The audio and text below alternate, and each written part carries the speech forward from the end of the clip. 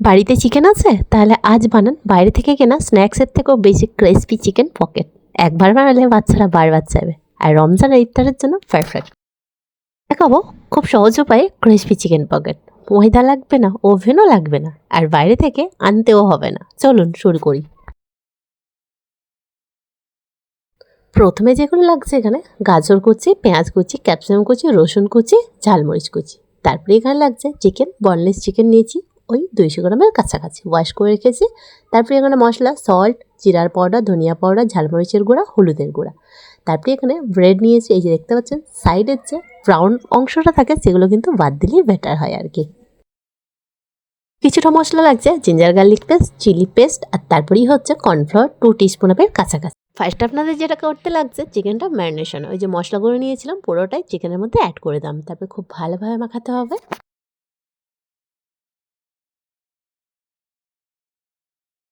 যেই গুঁড়ো মশলা নিয়েছি সবটাই লাগলো, আর তারই সাথে chilli paste, ginger garlic paste, আর সাথে কিন্তু কর্নফ্লাওয়ারটাও এই চিকেনের মধ্যেই কিন্তু মাখিয়ে নিতে হবে। আর সাথে কিন্তু ওই লেবুর অর্ধেক অংশটা নিয়েছি, আর তারপরে বাকি অর্ধেকের একটু চেরা লাগিয়ে এই যে নিয়েছি। মানে ধরেন একটা লেবুর 4 ভাগে 3 ভাগটা নিয়েছি। তারপরে হচ্ছে খুব ভালোভাবে মাখিয়ে নিয়ে 5 মিনিট মতো রেস্টিংয়ে রাখতে হবে।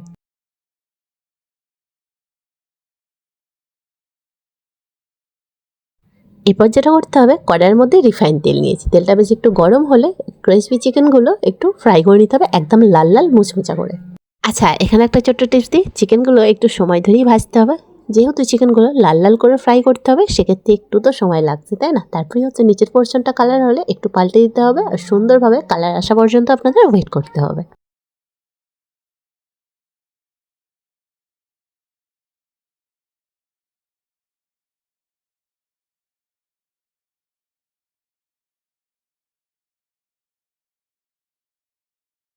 চিকেনগুলো পারফেক্টলি ফ্রাই হয়ে গেছে। এরপর হচ্ছে একটা প্লেটের মধ্যে রেখে ঠান্ডা হওয়া পর্যন্ত ওয়েট করলাম। তারপর একটু ঠান্ডা হলে এই যে আঙুলের সাহায্যে কিংবা হাতের সাহায্যে একটু ঝুড়ি ঝুড়ি করে নিতে হবে। যেরকম আমি কাটিংটা করছি সেরকমভাবেই করে নিতে হবে।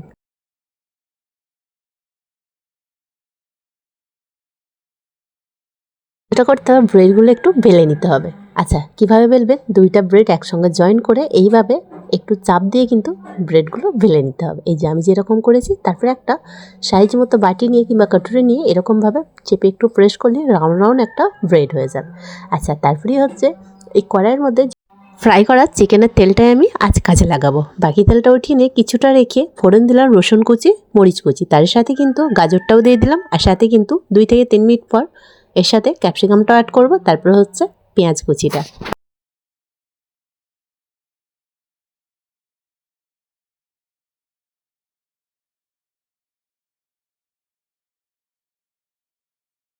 গাজর এবং ক্যাপসিকামটা 5 থেকে 6 মিনিট মতো কুক করানোর পর সল্ট দিয়ে দিলাম টেস্ট অনুযায়ী। গাজর ক্যাপসিকাম দেওয়ার 6 মিনিট পর কিন্তু কোচানো পেঁয়াজটাও অ্যাড করে দিলাম।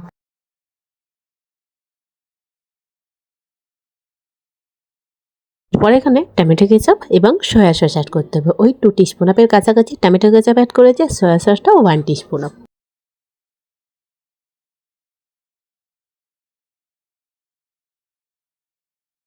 এই যে টেক্সচারটা দেখছেন, ক্রিসপি টেক্সচারটা কিন্তু পরের স্টেপে আসবে। ব্যাস, এরপর হচ্ছে ভেজে রাখা চিকেনগুলোও কিন্তু এর মধ্যে অ্যাড করে দিতে হবে। এবার সমস্তটা খুব ভালোভাবে মেশাতে হবে ওই 4 থেকে 5 মিনিটের কাছাকাছি।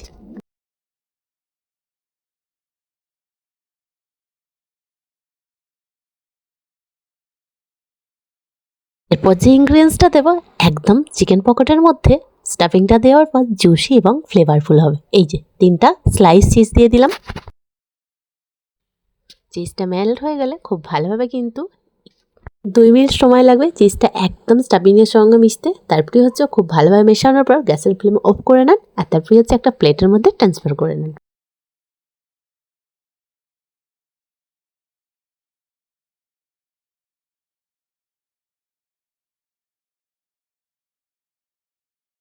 এরপর একটা মিক্সিং বলের মধ্যে 3টা ডিম ভেঙে নিন এবং খুব সুন্দরভাবে ফেটে নিতে হবে।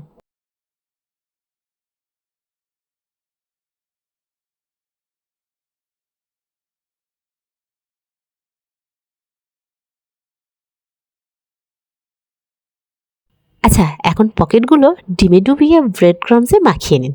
এটাই দেবে বাইরে দারুণ ক্রাঞ্চ।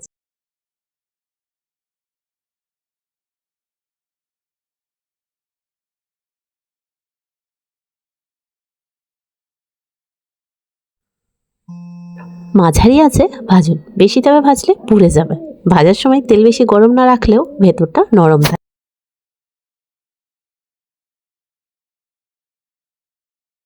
দেখুন কি সুন্দর গোল্ডেন কালার হয়েছে না? আর একেবারে লুচির মতো ফুলকো ফুলকো পারফেক্টলি পকেট পকেট হয়েছে।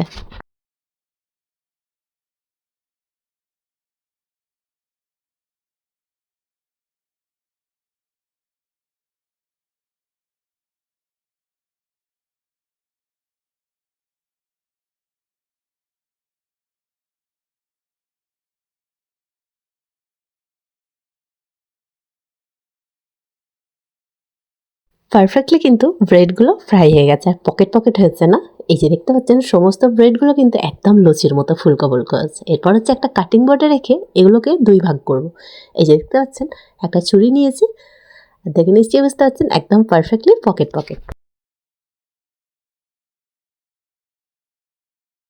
এরপর এই পকেটের মধ্যে আমার হাতে বানানো শর্মা সস, আপনারা চাইলে মেয়োনেজ দিতে পারেন। ওই যে হাফ চামচ করে নিয়ে পকেটের মধ্যে খুব ভালোভাবে কিন্তু মাখিয়ে নিন। তারপরে হচ্ছে জুসি চিকেন আর গলে যাওয়া চিজ। উফ, দারুণ একটা রমজান মাসে রোজা খোলার পর এই দারুণ দারুণ অথেন্টিক রেসিপি যদি খাওয়া হয়, মনেই হবে না যে রোজা করেছিলাম। সিরিয়াসলি প্রত্যেক দিন খাওয়ার মন চাইবে। এই রেসিপিটা যদি ভালো লাগে অবশ্যই লাইক দিন, আর এমন সহজ রেসিপি পেতে সাবস্ক্রাইব করতে ভুলবেন না। ক্রিসপি চিকেন পকেটটা একটু ফ্লেভারফুল এবং একদম অথেন্টিক লাগার জন্য আর টেস্ট একটু বাড়ানোর জন্য আপনারা চাইলে লেটুস দিতে পারেন। আমি এখানে পুদিনা পাতা দিলাম, আপনারা যে যেরকম পারেন পছন্দ অনুযায়ী দিতে পারেন। প্লেটের মধ্যে সাজালে সত্যি কথা বলতে রোজা খোলার পর প্লেটটা দেখি মন তো ভরে, পেটটাও ভরে যাবে। যাই হোক, আপনারা ইফতারে বানাচ্ছেন তো নাকি? অতি অবশ্যই আমাকে কমেন্টে জানাবেন। তাহলে আশা করছি এতক্ষণে বুঝতে আপনাদের কোনো রকম সমস্যা হয়নি। আবারও দেখা হবে নতুন কোনো রেসিপির সাথে। ভালো থাকবেন, সুস্থ থাকবেন। সবাইকে ফার্স্ট রমজান মোবারক।